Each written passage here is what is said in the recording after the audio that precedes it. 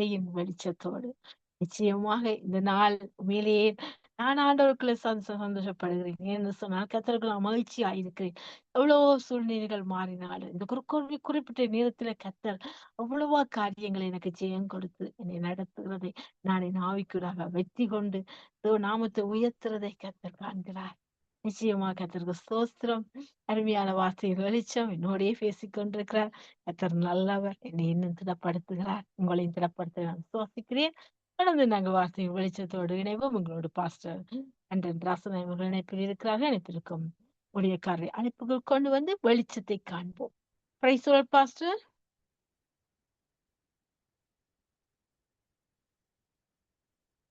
Pastor praise the lord. Pastor praise the lord. Mic எடுத்துட்டு பேசுங்க pastor. Praise the lord pastor.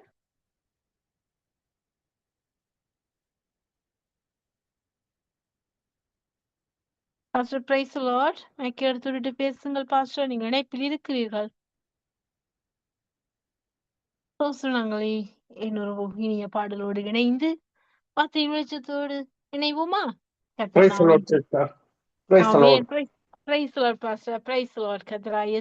நாமத்தினால வார்த்தையின் வெளிச்சத்தின் நேரத்திலே உங்களை நான் வாழ்த்தி வரவேற்கிறேன் பாஸ்டர். வெளிச்சத்தை காண ஆவலாயிருக்கிறோம். எடுத்து வாருங்கள் பாஸ்டர். ஆமென். நாங்கள் இன்றைக்கு மெய்யான தேவனை எப்படி அறிந்து கொள்வதென்று நாங்கள் பார்க்க போகிறோம். ஆதியாகமம் 1ஆம் அதிகாரம் 1வது வசனம் சொல்லுகிறது, ஆதியிலே தேவன் வானத்தையும் பூமியையும் சிருஷ்டித்தார். நாங்கள் ஒரு ஜெபத்துடன் ஆரம்பிப்போம். கிருபையும் இரக்கமும் பரிசுத்தமும் நிறைந்த எங்கள் ஒன்றான மெய்த்தேவனே, நீர்தான் இந்த உலகத்தை படைத்த தேவன். வானத்தையும் பூமியையும் சகல உயிரினங்கள் பறவைகள் எல்லாவற்றையும் படைத்த தேவன் என்று ஆதியாகமம் 1ஆம் அதிகாரம் 1ஆம் வசனத்துல சொல்லி இருக்கிறேன்.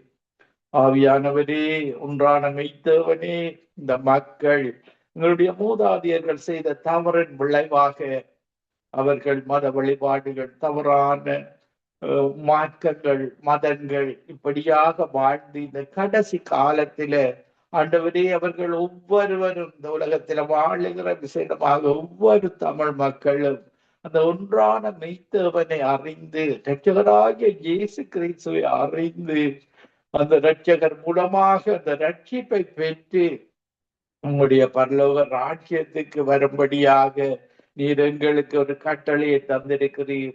இந்த சுவிசேஷம் பூமியில் உள்ள சகல ஜாதிகளுக்கு நித்திய சங்கமம் ஊடாக மற்றும் ஒவ்வொரு ஊழியக்காரர் ஊடாக இந்த சுவிசேஷம் பரப்பப்பட்டு அவர்கள் அந்த மெய்ப்பொருளை அறிந்து கொள்ள, அந்த மெய்யான தேவனை அறிந்து கொள்ள நீர் கிருபை செய்வீராக. உம்மோடு நாம் வாழும் வாழ்வு ஒரு நிரந்தர வாழ்வு, சமாதானமான வாழ்வு, பலவீனத்தை பலனாய் மாற்றுகிற வாழ்வு, அந்த வாழ்விலே நித்தியமாக வாழுகிற வாழ்விலே, அந்த 1000 வருட ஆட்சியில வாழுகிற வாழ்வை இந்த தமிழ் மக்கள் அந்த போகாதபடி மதத்தில வாழுகிற பாரம்பரியமாக பிசாசனுடைய அடிமைத்தனத்தில வாழுகிற ஒவ்வொரு மக்களையும் மெய்யான தேவன், விடியலை தரும் தேவன், விடியலை நோக்கி இந்த ஒவ்வொரு தமிழ் மக்களையும் இயேசுதான் அந்த விடியல் என்பதை ஒவ்வொரு தமிழ் மக்களும் அறிந்து கொள்ள கிருபை செய்வீராக. துதிகன மகிமை ஒன்றான மெய்த்தேவனாகிய உமக்கே செலுத்தி ஆண்டவரின் இரட்சகருமாகிய இயேசு கிறிஸ்துவின் நாமத்தில் ஒவ்வொருவரையும் ஆசீர்வதித்து ஜெபிக்கிறேன். எங்களை எப்பொழுது நேசிக்கிறேன் நல்ல பிதாவே, ஆமென்.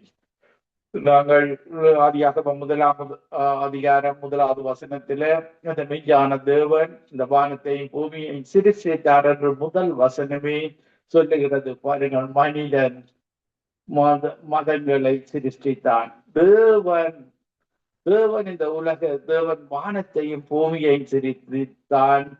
மனிதன் வஞ்சிக்கப்பட்ட மனிதன், பிசாசினால தவறான பாதையில இழுத்து செல்லப்பட்ட எங்களுடைய மூதாதையர்கள் ஆதாம் ஏவாளில இருந்து அவன் வஞ்சிக்கப்பட்டு அந்த முதல் பெற்றோரை வஞ்சித்து இன்றை வரைக்கும் பாருங்கள், எத்தனையோ மதங்களூடாக 1500 ஆண்டுகளுக்கு முன்பாக ஆபிரகாம் வாழ்ந்த காலத்தில இருந்த அந்த மத வழிபாடுகளில் இருந்த அந்த ஐடல் வேர்ஷிப்ல இருந்து இன்றைக்கு வரைக்கும் பல தமிழர்கள் இன்றைக்கு நீங்கள் அடிமைத்தனத்துல மத அடிமைத்தனத்துல விக்கிற வழிபாடுகள்ல இன்றைக்கு வாழுகிறீர்கள்.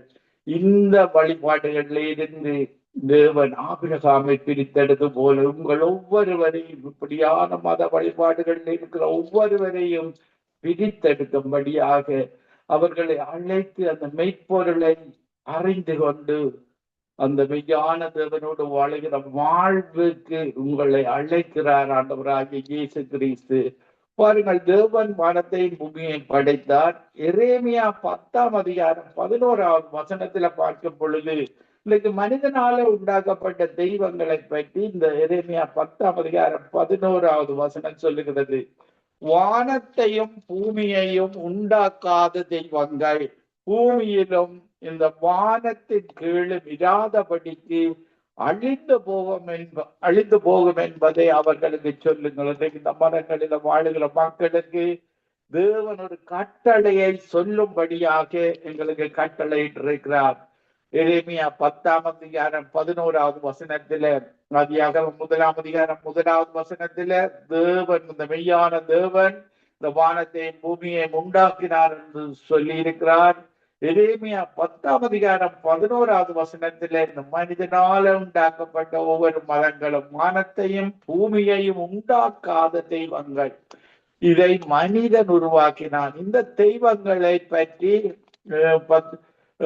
இந்த வானத்தின் கீழ் இராதபடி அழிந்து போகும் என்பதை சொல்லுங்கள். ஒரு நாள் உங்களுடைய தெய்வங்கள் எல்லாம், உங்களுடைய மதங்கள் எல்லாம் அழிந்து போகும். 2 பாதை தான். ஒன்று இயேசுவின் பாதை, அடுத்தது நரகத்தின் பாதை. இந்த நரகத்தின் பாதையில பிசாசு, இந்த நரகம் ஒதுக்கப்பட்டது பிசாசுக்காக. நீங்கள் மத்தேயு 25ஆம் அதிகாரத்துல பார்த்தீர்களாக இருந்தால் பிசாசுக்கு ஒதுக்கப்பட்ட இடம்தான் நரகம். அது மனிதனுக்கு ஒதுக்கப்பட்ட இடம் அல்ல. பாருங்கள், நாங்கள் எங்களுடைய தேவன் இரக்கம் உள்ளவராக தன்னுடைய சாயலிலேயும் ரூபத்தின்படி தான் மனிதனை படைத்தார். இதனாலதான் அவர் மனிதர்களை நேசிக்கிறார். எங்களுடைய தேவன், இப்படியான தேவனை நீங்கள் விட்டு விடக்கூடாது. அந்த மெய்யான தேவன், உங்களை உருவாக்கின தேவன், உங்களுடைய தேவனுடைய சாயலாகவும் இயேசுவின் ரூபத்தின்படி படைக்கப்பட்ட ஒவ்வொரு மனிதனும் இந்த கடைசி காலத்தில மனம் திரும்பி அந்த மெய்யான தேவனிடத்தில வர வேண்டும் என்பதற்காக உங்களுடைய மதங்கள் அழிந்து போகும். அதனால் அதை தொடர்ந்து நம்பாதீர்கள். அந்த மெய்யான தேவனிடத்தில அப்போஸ்தலர் 4:12 படி தண்டிக்கப்படுவதற்கு கொடுக்கப்பட்ட ஒரே ஒரு நாமம் இயேசு கிறிஸ்துடைய நாமம் என்பதை அறிந்து கொண்டு அந்த மெய்யான தேவனிடத்தில் வரும்படியாக உங்க அன்போடு அழைக்கிறார். அன்பு கட்டளையை தந்திருக்கிறார். அவரை நாங்கள் அந்த மெய்யான தேவனை இருதயபூர்வமாக நேசிக்க வேண்டும். முழு இருதயத்தோடு, முழு ஆத்மாவோடு, முழு பலத்தோடு, முழு சிந்தையோடு நாங்கள் அவரை அன்பு கூற வேண்டும். அதே போல நாங்கள் பிறரையும், தேவனை அன்பு கூற வேண்டும். அதே போல நாங்கள் பிறரையும் அன்பு கூற வேண்டும். நீங்கள் எந்த மத இனமாக இருந்தாலும் அதுதான் ஆண்டவராகிய இயேசு கிறிஸ்துவுடைய கட்டளையாக இருக்கிறது. எரேமியா 10ஆம் அதிகாரம் 12வது வசனத்திலேயும் அவரே பூமியை தம்முடைய வல்லமையால் உண்டாக்கி பூச்சக்கரத்தை தம்முடைய ஞானத்தினால் படைத்து வானத்தை தம்முடைய அறிவினால் விரித்தார். வானத்தை அவருடைய திரை போல அவ்வளவு ஒரு வல்லமை உள்ள தேவன் கையினால திரையாக ஒரு கேட்டினை விரிப்பது போலதான் அவர் வானங்களை விரித்தார் என்று வேதாகமத்தில் சொல்லப்படுகிறது. அவர் தான் மழையை வர்ஷிக்க தருகிற தேவனாக இருக்கிறார். எரேமியா 10ஆம் அதிகாரம் 13வது வசனத்தில அவர் சத்தமிடுகையில் வானத்திலே திரளான தண்ணீர் உண்டாகிறது. அவர் பூமியின் கடையாந்தரத்திலிருந்து மேகங்களை எழும்ப பண்ணி மழையுடனே மின்னல்களை உண்டாக்கி காற்றை தமது பண்டக சாலைகளிலிருந்து புறப்பட பண்ணுகிறார். மழையை வர்ஷிக்கத்தக்க தேவன் எங்களுடைய ஒன்றான மெய்த்தேவன். எரேமியா 14ஆம் அதிகாரம் 23வது வசனத்திலே பார்க்கும் பொழுது வீணான தேவர்களுக்கு, இன்னைக்கு மதங்களில வாழுகிற வீணான தேவர்களுக்கு மழை வர்ஷிக்கத்தக்கவர்கள் உண்டோ என்ற ஒரு கேள்வியாக கேட்கிறார். நீங்கள் வழங்குகிற இந்த தேவர்களுக்கு, இந்த ஐடல்ஸ் வேர்ஷிப்புக்கு மழையை வருஷிக்க தன்மை உண்டோ என்று கேட்கிறார். நான் அல்லவோ அந்த மழையை உருவாக்குற தேவன், மழையை தருகிற தேவன். இன்றைக்கு இந்த தேசங்களில் சேமத்தை தருவதற்கு அவர் இந்த பலகணிகளை துறந்து மழையை எங்களுக்கு தருகிறார்.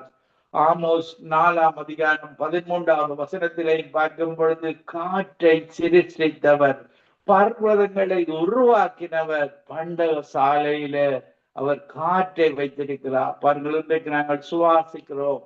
சுவாசத்தை, ஜீவ சுவாசத்தை எங்களுடைய நாசியில ஊதி விட்ட தேவன் தான் எங்களுடைய தேவன். இன்றைக்கு நாங்கள் நிற்பது, நிர்மூலமாக இருப்பது, உயிரோடு இருப்பது அவர் தந்த சுவாசத்தில எங்கள் இதயம் வேலை செய்து கொண்டிருக்கிறது. பாருங்க, அப்படியாக எங்களுக்கு உயிரை தந்திருக்கிறார். ஒவ்வொரு உயிரினங்களும் இன்றைக்கு சுவாசிப்பது தேவனுடைய சுவாசமாக இருக்கிறது. அவர் சுவாசத்தை நிறுத்தும் பொழுது மனிதனுடைய உயிர் பிரிகிறது, உயிரினங்களின் உயிர் பிரிகிறது. பாருங்கள், நாங்கள் இதேமியா 10 அதிகாரம் 14 எங்களுடைய மூதாதையர்களை பற்றி எழுதியிருக்கிறது. அதை பின்பற்றுகிற இன்றைக்கு மதங்கள் உருவாக்கப்பட்டது. மூதாதையர்கள், ஆபிரகாம் தகப்பன், ஒரு மத வழிபாடுள்ள ஒரு மனிதன், அந்த ஒரு குடும்பத்தில் இருந்தான் ஆபிரகாமை பிரித்தெடுக்கிறார். இதே போலதான் பல மதங்கள். இன்னைக்கு 1500 வருடங்களுக்கு முன்பாக உருவாக்கப்பட்ட மதம் தான் முகமதியருடைய மதம்.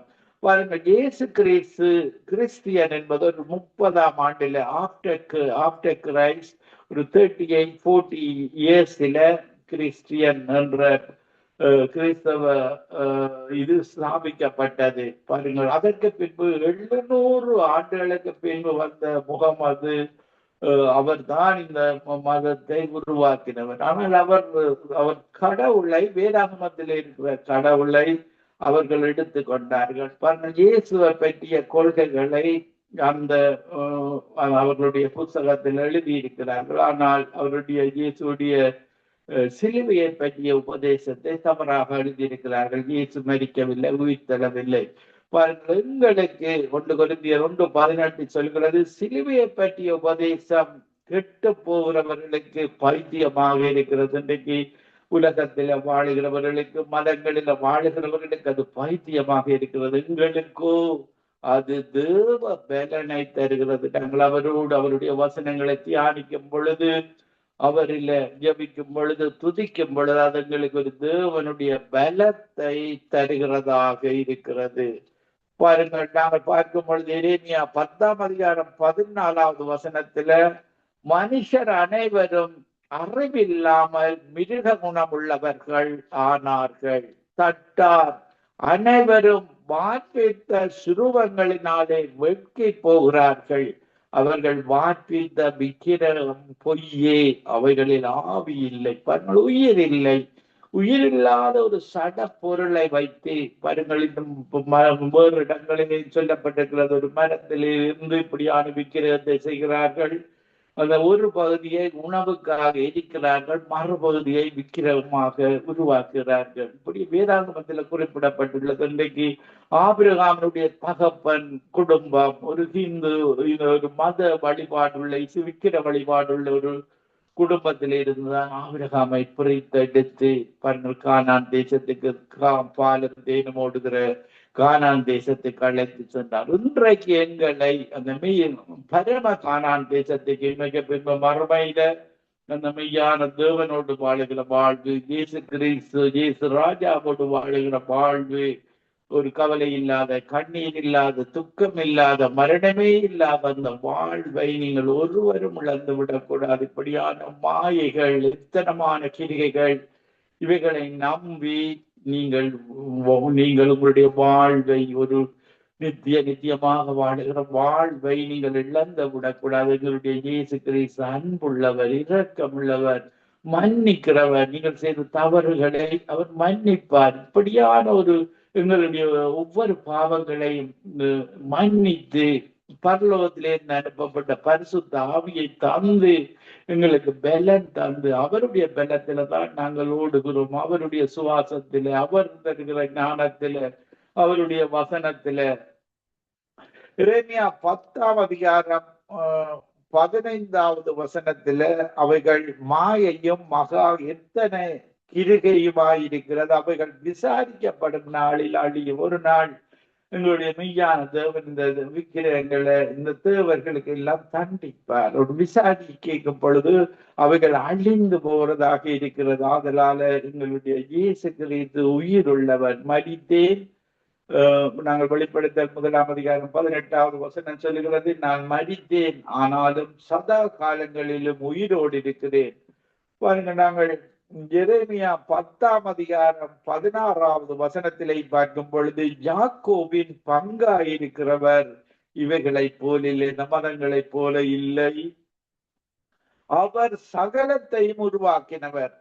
இஸ்ரவேல் அவருடைய சுதந்திரமான கோத்திரம், சேனைகளின் கர்த்தர் என்பது அவருடைய நாமம். இஸ்ரவேல் அவருடைய சுதந்திரமான கோத்திரம், சேனைகளின் கர்த்தர் என்பது அவருடைய நாமம். பாருங்கள், இஸ்ரேல் தான் நடுவில் இருக்கிறது. இந்த மத்திய ரேகை, இந்த ரேகையில 2 ரேகைகளும் நடு சிறிய நாடாக இருக்கிறது. பாருங்கள், இயேசு அந்த தேசத்தில தான், இந்த உலகத்தின் நடுப்புள்ளியில் இருக்கிற அந்த தேசத்தில தான் முதலாக சுவிசேஷத்தை பிரசங்கித்தார். மனம் திரும்புங்கள், பரலோக ராஜ்யம் சமீபித்திருக்கிறது. யோவான் ஸ்நானன் இயேசுவுக்கு முன்பாக அதே சுவிசேஷத்தை பிரசங்கித்தார். மனம் திரும்புங்கள், பரலோக ராஜ்யம் சமீபித்திருக்கிறது. இப்படியாக அப்போஸ்தலர்கள் தொடர்க்க இன்றைக்கு 2026 ஆண்டுகளாக இன்றைக்கு இந்த கடைசி காலத்தை நோக்கி போய்கொண்டிருக்கிறோம். இந்த காலத்திலேயும் உலகத்தில் உள்ள மற்ற எல்லா மக்களும் மாதிரியை எங்களுக்கு இந்த இஸ்ரவேலில் அவர் அதை காண்பித்து விட்டு போயிருக்கிறார். இன்றைக்கு சகல உலகமெங்கும் போய் சர்வ சிருஷ்டிக்கும் பிரசங்கியுங்கள், மனம் திரும்புங்கள், தேவனுடைய ராஜ்யம் சமீபத்திருக்கிறது. இந்த உலகம் ஒரு முடிவுக்கு வருகிறது. இந்த சூரியனையும் சந்திரனையும் படைத்த தேவன் ஒரு நாள் அவர் புதிய வானம் புதிய பூமியை உருவாக்க போகிறார். அந்த புதிய வானம் புதிய பூமியில நாங்கள் 1000 வருடங்கள் வாழ முடியும். இந்த உலகத்தில் ஒரு 80 இருந்து ஒரு 100 வருடங்கள் மட்டும்தான் வாழுகிற வாழ்வு. அதன் பின்பு நீங்கள் மதத்தில வாழ்ந்து இப்படியே வாழ்வை முடித்துக் கொள்வீர்களாக இருந்தால் பிசாசு நரகத்துக்கு இழுத்து செல்கிறவனாக இருக்கிறான். தேவனுக்கு பிரியமில்லாத காரியங்களை செய்து, பாவத்தை தொடர்ந்து செய்து, தேவனுக்கு விரோதமாக செய்து, பிசாசுக்கு சார்பாக செய்து, பிசாசை நீங்கள் உங்களுடைய குடிப்பழக்கத்தால, பாவ பழக்கத்தால தொடர்ந்து வாழ்வீர்களாக இருந்தால் அது பிசாசு உங்களை நரகத்துக்கு இழுத்து செல்லும். பாருங்கள், பிசாசனுடைய தொழில் 10:10 சொல்லுகிறது, அவன் திருடவும் கொல்லவும் அழிக்கவும் வருகிறான். உங்களுடைய ஆத்துமாவை திருடுகிறான். இந்த ஆத்துமா எங்கள் மெய்யான தேவனுடைய சொத்து. அவர் தான் அதை உருவாக்கினவர். இந்த ஆத்துமா பிசாசினால திருடப்பட்டு விடக்கூடாது, நரகத்துக்கு போய்விடக்கூடாது. மீண்டுமாக அந்த உருவாக்கப்பட்ட தேவனிடத்துல இந்த சரீரம் பாவத்துக்கு பின்பாகத்தான் இந்த சரீரம் வந்தது. தேவன் முதலாக படைக்கும் பொழுது ஒரு ஒளியுள்ள சரீரத்தோடு, பரலோக சரீரத்தோடு தான் மனிதனை படைத்தார். நித்தியமாக வாழுகிற சரீரத்தோடு தான் தேவன் படைத்தார். அந்த சரீரத்தை நீங்கள் மீண்டுமாக பெற்றுக்கொள்ள வேண்டும். தேவனுடைய பரலோகத்துல வாழுகிற சரீரத்தை இயேசு மீண்டுமாக எங்களுக்கு தருகிறவராக இருக்கிறார். அந்த சரீரத்தை பெற்றுக் கொள்வதற்கு எங்களுடைய ஆவி, ஆத்மா, சரீரம் பரிசுத்தமாக நாங்கள் காத்து கொள்ள வேண்டும். அவர் எங்களுக்கு, இயேசுதான் எங்களுக்கு அந்த பரிசுத்தமாக இருக்க உதவி செய்கிறவராக இருக்கிறார். பாருங்கள், வெளிப்படுத்தின விசேஷம் 21ஆம் அதிகாரம் 1வது முதலத்துல சொல்லுகிறது, பின்பு நான் புதிய வானத்தையும் புதிய பூமியையும் கண்டேன். முந்தின வானமும் முந்தின பூமியும் ஒளிந்து போயின, சமுத்திரமும் இல்லாம போயிட்டு. இந்த உலகத்தை படைத்த வானத்தையும் பூமியையும் சிருஷ்டித்த தேவன் சொல்லுகிறார், நான் புதிய வானத்தையும் புதிய பூமியையும் கண்டேன். முந்தின வானமும் முந்தின பூமியும் ஒளிந்து போயின, சமுத்திரமும் இல்லாம போயிட்டு. இதற்குத்தான் உங்களுக்கு இப்படியான ஒரு புதிய வானம் புதிய பூமியில வாழ்கிற வாழ்வுதான் இயேசு தருகிற வாழ்வு. இதற்காகத்தான் அவர் இருளில் உள்ள மக்கள் பெரிய வெளிச்சத்தை கண்டார்கள். இருளுக்கு ஒரு அதிகாரம் இருக்கிறது, அதுதான் பிசாசின் அதிகாரம். இந்த இருளின் அதிகாரத்திலிருந்து இயேசுதான் உங்களை ஒளியான ராஜ்யத்துக்கு அழைத்திருக்கிறார்.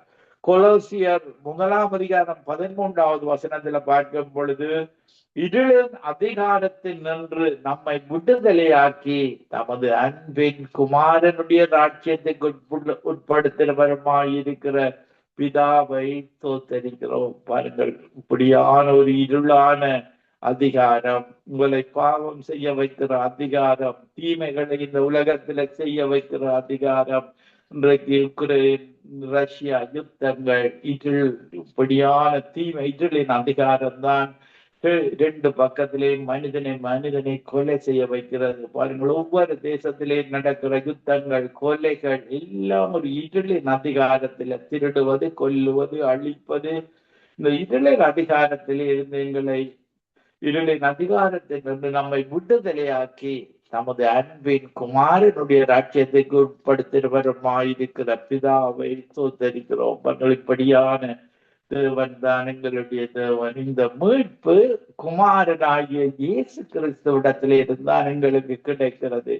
கொலோசியர் 1:14 குமாரனாகிய இயேசுவுக்குள் அவருடைய இரத்தத்தினாலே பாவ மன்னிப்பாகிய மீட்பு நமக்கு உண்டாயிருக்கிறது. இயேசுவின் இரத்தம் எங்களுடைய பாவங்களை கழுவி சுத்திகரிக்கிறது. 1 யோவான் 1:7 சொல்லப்படுகிறது.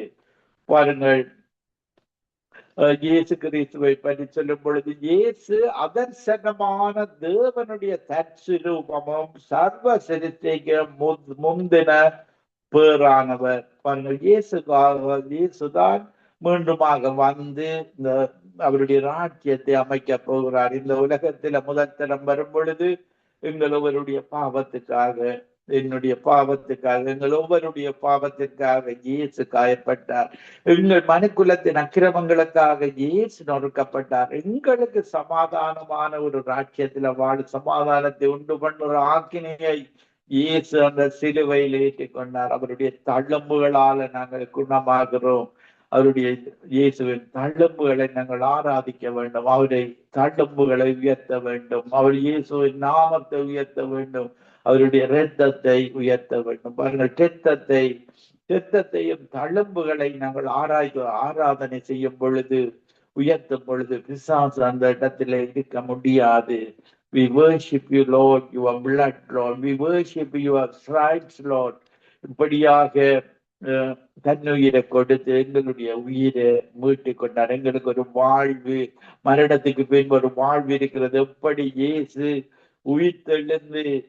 உயிர்த்தெழுந்தார், உயிருள்ளவராக எழுந்தார், அதே போல நாங்கள் ஒவ்வொருவரும் அவருடைய வருகையில ரட்சரின் போது எடுத்து கொள்ளப்பட்டு அவரோட நித்தியமாக வாழுகிற வாழ்வை நீங்கள் இழந்து விடக்கூடாது.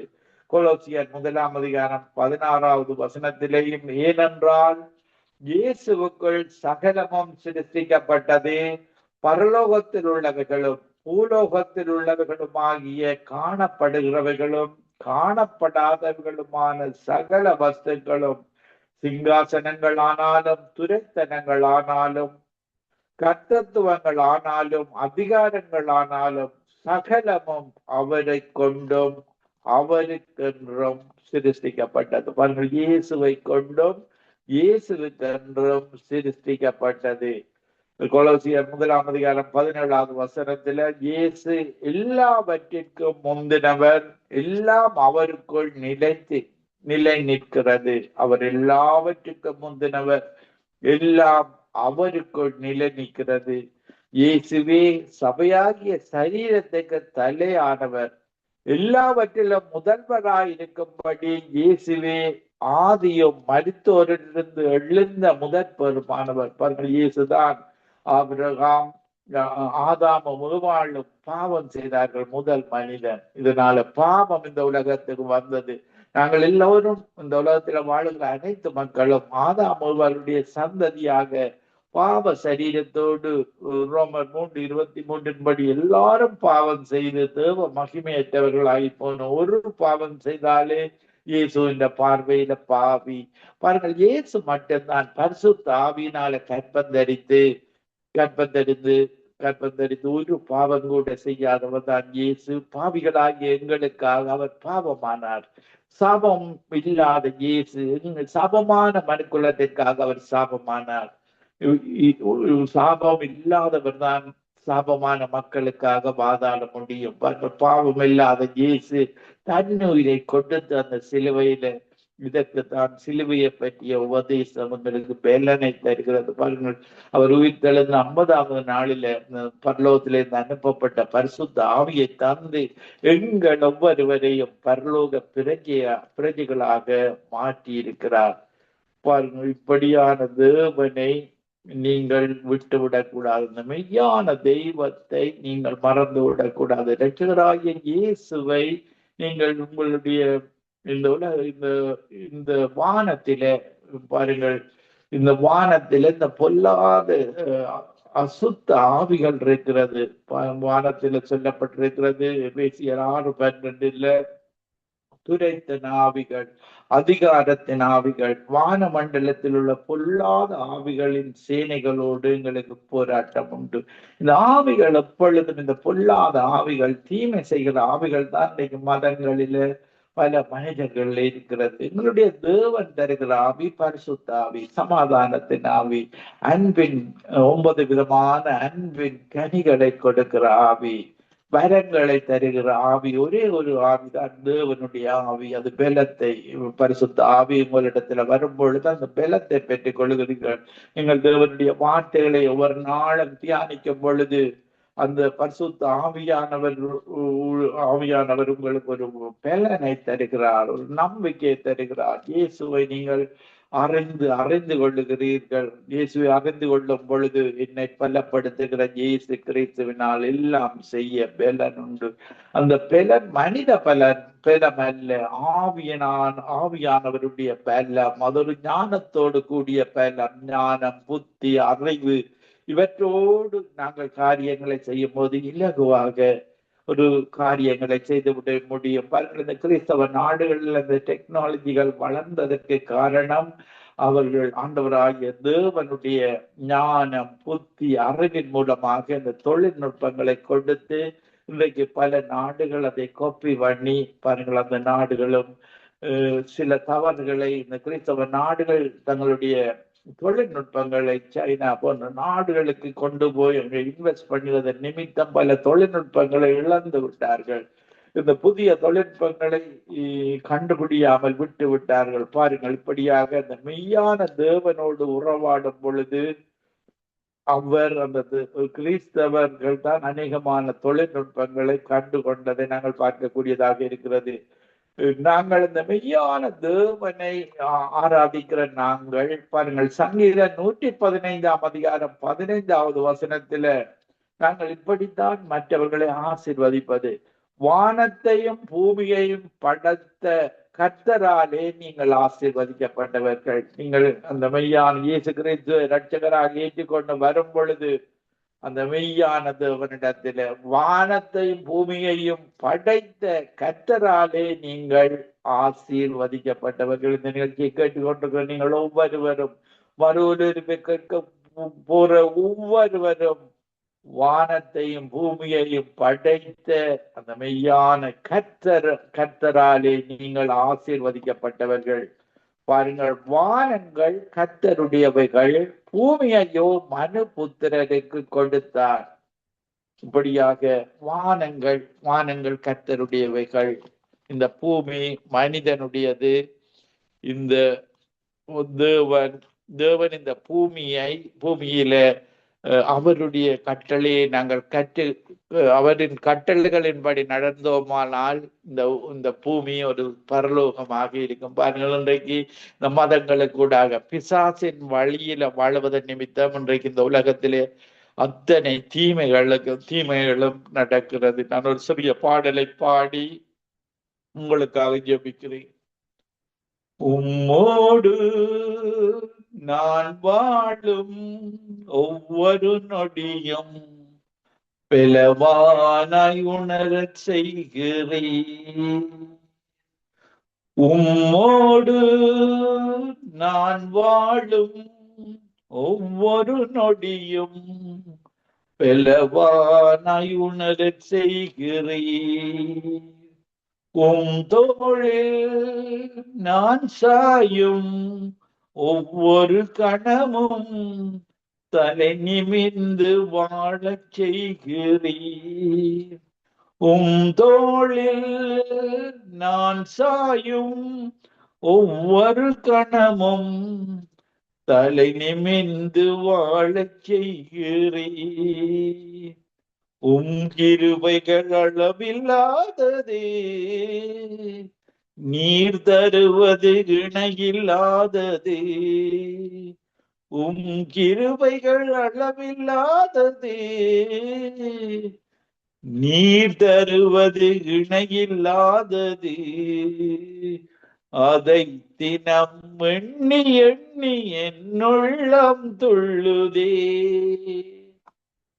தகப்பனாய் தாயாய் உறவாய் என் உயிராய் நேற்றுமென்றும் எந்நாளையும் நீர்தான். தகப்பனாய் தாயாய் உறவாய் என் உயிராய் நேற்றும் என்றும் எந்நாளையும் நீர்தான். நான் இங்கு யாரோ என்னெல்லாமே நீர்தானே.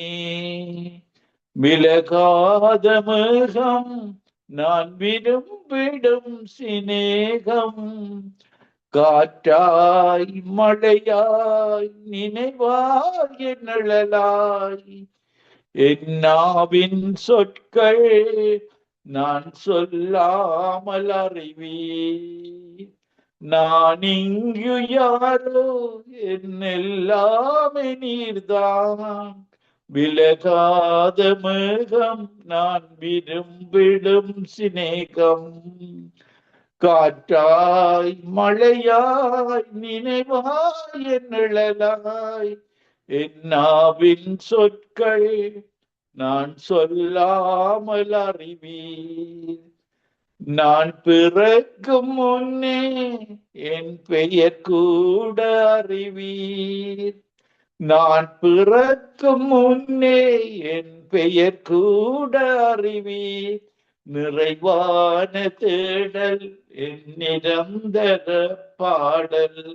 நிறைவான தேடல் என் நிரந்தர பாடல். ஆண்டவரே, இந்த நிகழ்ச்சியை கேட்டுக்கொண்டிருக்கிற ஒவ்வொரு மக்களுக்காகவும் ஜெபிக்கிறேன். ஆண்டவரே, இந்த நேரத்தில் அவர்கள் அந்த ஒன்றும் வானத்தை பூமியையும் உண்டாக்கிற அந்த ஒன்றான வைத்தவனிடத்துல இரட்சகராகிய இயேசுவை அறிந்து கொண்டு ரட்சிப்பை பெற்றுக்கொள்ள அவர்கள் அறியாம இல்லை.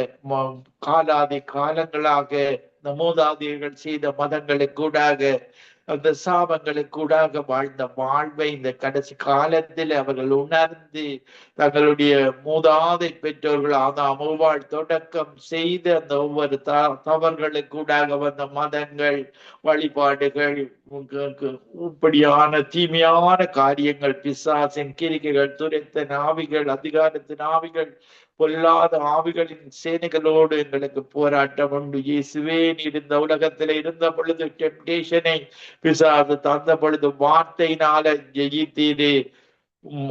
மனுஷன் அப்பத்தினால மாத்திரமல்ல, தேவனுடைய வாயிலிருந்து புறப்படும் ஒவ்வொரு வார்த்தையினாலும் பிள்ளைப்பான் என்ற வார்த்தையினால பிசாசை ஜெயித்தீரே. அதே போல இந்த மதங்களில வாழுகிற மக்கள், பாவத்தில வாழுகிற மக்கள், வானத்தை பூமியை உண்டாக்காத தெய்வங்களை நம்பி வாழுகிற ஒவ்வொரு மக்களும் அந்த வார்த்தையை அறிந்து அந்த வார்த்தையினால இயேசு வெற்றி சிறந்தது போல அவர்களும் வெற்றி சிறந்து வாழுகிற வாழ்வை கொடுப்பீராக. இந்த நேரத்தில் ஒவ்வொருவரையும் இயேசு சிலுவையில எனக்காக மரித்தார். மூன்றாம் நாள் உயிர்த்தெழுந்தார். இன்றைக்கும் உயிரோடு இருக்கிற ஒரே தெய்வம் என்பதை நான் விசுவசிக்கிறேன் என்ற உணர்வை கொடுக்கும்படியாக, அந்த உணர்வின் மூலமாக அவர்கள் விசுவாசிக்கும் பொழுது உடைய பரிசுத்த ஆவியை இந்த நேரத்தில் ஊற்றும்படியாக ஜெபிக்கிறேன். ஆண்டவரே, உம்மை தேடும்படி, உம்மை தட்டும்படி, உம்மை நோக்கி பார்க்கும்படி நீர் வாசற்படியில் நின்று எங்களுடைய இருதயங்களை தட்டி கொண்டிருக்கிறீர். ஆண்டவரே, இந்த ஒவ்வொரு தமிழ் மக்களும் தங்களுடைய இருதயங்களை திறந்து உடைய பரிசுத்த ஆவியை இந்த நேரத்தில் பெற்றுக் கொள்வார்களாக. அந்த அன்பின் ஆவியை, இரக்கத்தின் ஆவியை, மன்னிப்பின் ஆவியை, நன்மைகளை செய்கிற அந்த ஆவியை எங்களுடைய கடினமான இதயங்கள் எல்லாம் இயேசுவின் நாமத்தில் சத்தியான இருதயங்களாக, நவமான இருதயங்களாக, சதையான இருதயமாக மாற்றும்படியாக ஜெபிக்கிறேன். பலத்தினாலும் அல்ல, பராக்கிரமத்தினாலும் அல்ல, உம்முடைய ஆவியினாலே எல்லாம் ஆகும். உம்முடைய பரிசுத்த ஆவியினால் இந்த நேரத்தில் நிரம்புகிறதற்காக நன்றி. ஒவ்வொருவரை நிரப்பும், இந்த உள்ளங்கால் வரைக்கும் ஒவ்வொருவரை நிரப்பி பரவசப்படுத்தும். நோய்கள் முகங்கள் முறிக்கப்படுவதாக, அபிஷேகத்தினால் அவர்களுடைய வாழ்க்கையில் இருக்கிற எல்லா குறைவுகளின் நிறைவாகுவதாக, அபிஷேகத்தினால் நுகங்கள் முறிக்கப்பட்டு உம்மை நோக்கிய பார்வையில் அந்த வெளிச்சத்தை பெற்றுக் கொள்வார்களாக. மரண இருள், பாவ இருள், சாப இருள் ஒவ்வொன்றும் இயேசுவின் நாமத்தில் மாறுவதாக. In the name of Jesus, mighty name of Jesus, holy name of Jesus, Yeshua, Jehovah, merciful God, ministering angels, ஒவ்வொரு நிகழ்ச்சி கடுகின்ற ஒவ்வொருவர் மேலும் மினிஸ்டரிங் ஏஞ்சல்ஸ் உதவி செய்யும்படியாக ஜெபிக்கிறேன். உணர்வுள்ள இருதயத்தை கொடுக்கும்படியாக ஜெபிக்கிறேன். ஒரு மனம் திரும்புதலை கட்டளையிடும்படியாக ஜெபிக்கிறேன். இயேசு கிறிஸ்துவின் நாமத்தில் ஒருவரையும் ஆசீர்வதித்து ஜெபிக்கிறேன். எங்களை எப்பொழுது நேசிக்கிறேன் நல்ல பிதாவே. ஆமேன், ஆமேன், ஆமேன். ஆமேன், ஆமேன், ஆமேன். நன்றி பாஸ்டர். அருமையான வார்த்தையின் வெளிச்ச அழமான சத்திய